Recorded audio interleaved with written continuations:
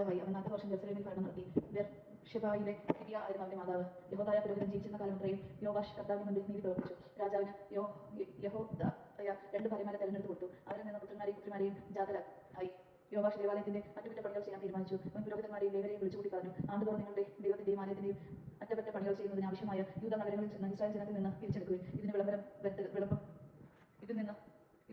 വരുത്തരുത്. എന്നാൽ ലേവ്യർ അത്ര ഉത്സാഹം കാണിച്ചില്ല. അതിനാൽ രാജാവ് അവരുടെ നേതാവായ യെഹോനാദയെ വിളിച്ച് ചോദിച്ചു, കർത്താവിന്റെ ദാസനായ മോശെ സമാഗമന കൂടാരത്തിന് വേണ്ടി ഇസ്രായേൽ സമൂഹത്തിന്മേൽ ചുമതലയിട്ടിരുന്ന നികുതി യൂദയിൽ നിന്ന് ജെറുസലേമിൽ നിന്ന് പിരിച്ചെടുക്കാൻ നീ ലേവ്യരോട് ആവശ്യപ്പെടാത്തത് എന്തുകൊണ്ട്? ദുഷ്ടയായ കാലയുടെ മക്കൾ ദേവാലയത്തിന് നാശനഷ്ടങ്ങൾ വരുത്തുകയും അതിലെ പൂജാവസ്തുക്കൾ ബാലിന്റെ ആരാധനയ്ക്ക് ഉപയോഗിക്കുകയും ചെയ്തു. രാജാവിന്റെ കൽപ്പന അനുസരിച്ച് ദേവാലയ വാതിൽക്കൽ അവർ ഒരു കാണിക്കപ്പെട്ടി സ്ഥാപിച്ചു. ദേവാലയത്തിന്റെ ദാസനായ മോശെ മരുഭൂമിയിൽ വെച്ച് ഇസ്രായേലിന്റെ മേൽ ചുമത്തിയ നികുതി കർത്താവിന് നൽകണമെന്ന് യൂദയിലും ജെറുസലേമിലും വിളംബരം ചെയ്തു. പ്രഭുക്കന്മാരും ജനവും സന്തോഷപൂർവ്വം നികുതി ദ്രവ്യം കൊണ്ടുവന്ന് പെട്ടി നിറയോളം നിക്ഷേപിച്ചു. ഏറെ പണം വീണെന്ന് കാണുമ്പോൾ ലേവ്യർ പെട്ടി രാജസേവകരെ ഏൽപ്പിക്കും. രാജാവിന്റെ വിചാരകനും പ്രധാന പുരോഹിതന്റെ സേവകനും കൂടി പണം എടുത്തിട്ട് പെട്ടി പൂർവ്വ സ്ഥാനത്ത് കൊണ്ടുവന്ന് വയ്ക്കും. ദിവസം ഇങ്ങനെ ചെയ്തു അവർ ധാരാളം പണം ശേഖരിച്ചു.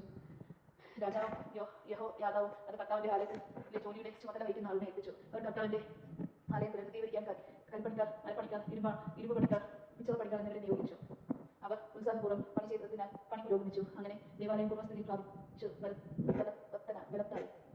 പണി തീർന്നപ്പോൾ ബാക്കി വന്ന തുക അവർ രാജാവിനെയും യഹോദായെയും ഏൽപ്പിച്ചു. അവർ അത് കർത്താവിന്റെ ആലയത്തിലെ ശുശ്രൂഷയ്ക്കും ദഹനബലിക്ക് ആവശ്യമായ ഉപകരണങ്ങൾ, സുഗന്ധദ്രവ്യത്തിനുള്ള കാലങ്ങൾ, പൊന്നും വെള്ളിയും കൊണ്ടുള്ള പാത്രങ്ങൾ എന്നിവ നിർമ്മിക്കാൻ ഉപയോഗിച്ചു. യഹോദായുടെ ജീവിതകാലം അത്രയും കർത്താവിന്റെ ആലയത്തിൽ ദഹനബലികളും മുടങ്ങാതെ അർപ്പിച്ചു പോന്നു.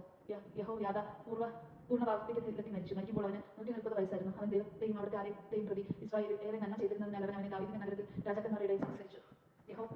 യഹോയാദയുടെ മരണത്തിന് ശേഷം യൂദാ പ്രഭുക്കന്മാർ യോവാഷിനെ വന്നു കണ്ട് അഭിനന്ദനങ്ങൾ അർപ്പിച്ചു. രാജാവ് അവർ പറഞ്ഞത് കേട്ടു. ഞങ്ങളുടെ പിതാക്കന്മാരുടെ ദൈവമായ കർത്താവിന്റെ ആലയം ഉപേക്ഷിച്ച് അവർ വിഗ്രഹങ്ങളെയും അശേര പ്രതിഷ്ഠകളെയും സേവിച്ചു തുടങ്ങി. അവരുടെ ഈ അകത്തെ നൃത്തം യൂദയുടെയും ജെറുസലേമിന്റെയും മേൽ ദൈവകോപം ഉണ്ടായി. അവരെ തിരികെ കൊണ്ടുവരാൻ കർത്താവ് അവരുടെ ഇടയിലേക്ക് പ്രവാചകന്മാരെ അയച്ചു. പ്രവാചകന്മാർ അവരുടെ തെറ്റ് ചൂണ്ടിക്കാണിച്ചു. എന്നാൽ അവർ അത് വകവച്ചില്ല.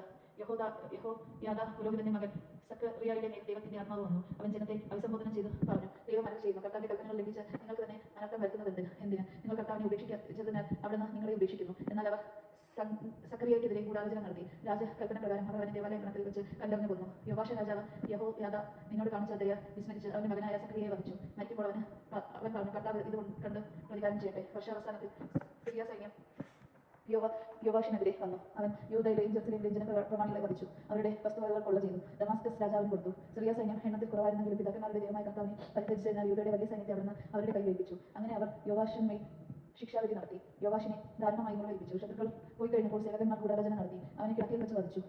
അങ്ങനെ അവർ യഹോയാദ പുരോഹിതന്റെ മകന്റെ രക്തത്തിന് പ്രതികാരം ചെയ്തു. യോവാഷ് മരിച്ചു. അവർ അങ്ങനെ അവനെ ദാവീദിന്റെ നഗരത്തിൽ സംസ്കരിച്ചു. എന്നാൽ രാജാക്കന്മാരുടെ കല്ലറയിലല്ല.